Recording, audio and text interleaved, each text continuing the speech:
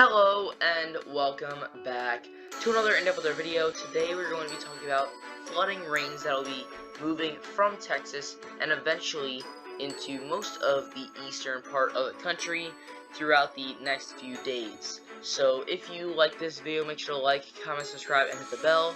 Now let's get right on into it. So we're starting off here on the NAM 3-kilometer model, and we see some areas of local rainfall in Texas. Now these start to spin around, so areas in the center of the state as well as the eastern part of the state will see higher amounts of rainfall. Now as this eventually starts to move east throughout the day today, we will see Louisiana start to get into that threat.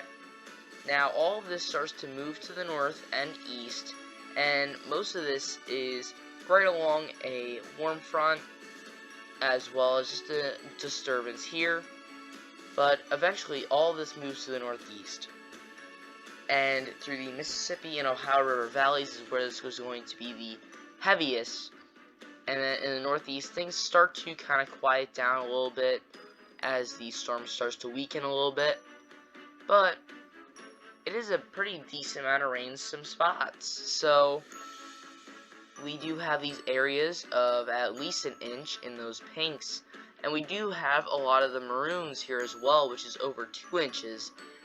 Now in some localized areas we could see 3, 4, maybe even 5 inches of rain.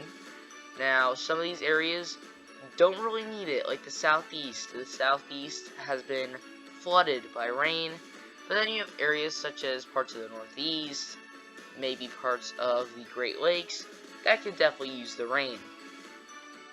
Now let's go to the NAM here, and we're going to take a look at what happens after this storm. So let's go over here, and you can see that another round kind of pops up here. Now this could be more severe than soaking, and that kind of flares up and then burns out pretty quickly. You can see that is a one-day event there on Tuesday and possibly even into early Wednesday.